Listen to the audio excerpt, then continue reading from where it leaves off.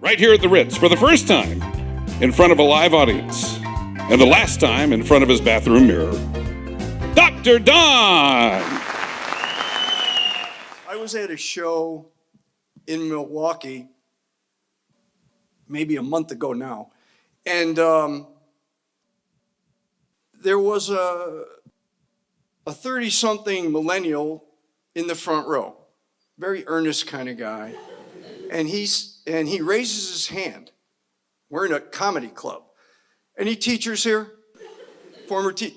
Great. Well, you know what that's like. Somebody raises their hand, it's like catnip for a teacher. You gotta pick on them. You gotta go with them. I mean, it's 1 out of 100 that asks a question. So this guy raises his hand in a comedy club. People don't do that. They just shout things out.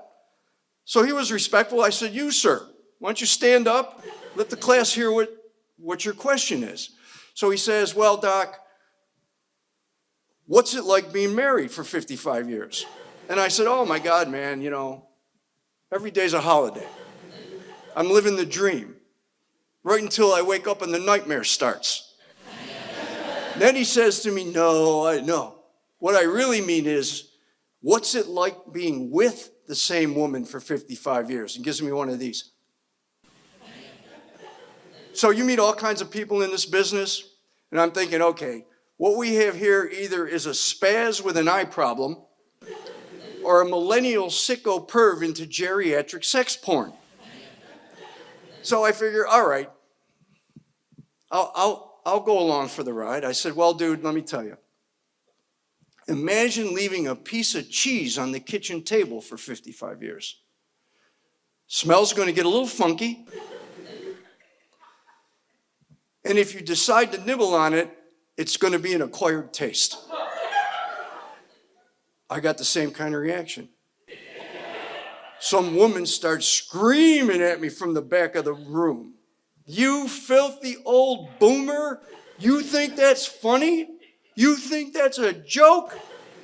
Do you have any idea what a 75-year-old sausage tastes like?"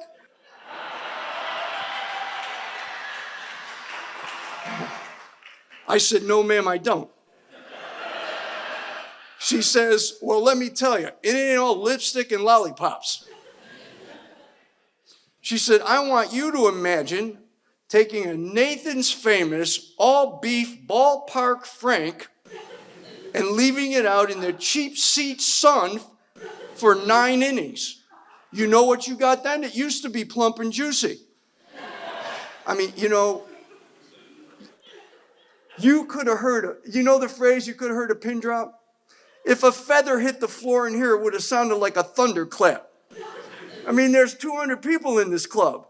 Nobody's saying a word. And their heads are going like this, like a cartoon movie, from her to me. And at this point, I'm like a deer in the headlights. I got nothing. She just raking me over the coals. So she said, "I'll tell you what you got, Mr. Funny Man. You got nothing but a dried up old dog the size of a cocktail weenie." He said, "You know what it takes to get that dog to stand up and bark? There's not enough chili cheese in this whole stadium."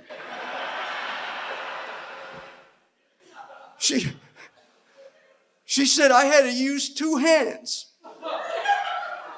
And when that didn't work, I had to get out of bed, go down to the garage, grab a battery and the jumper cables. I've killed 2 car batteries trying to make that crank shaft. Shaft crank. That too." So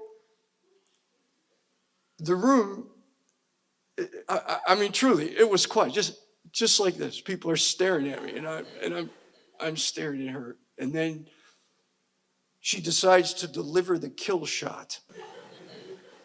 And she just says from the blackness of the back of the room, "Well, there ain't nobody laughing now, is there, Mr. Funny Man?"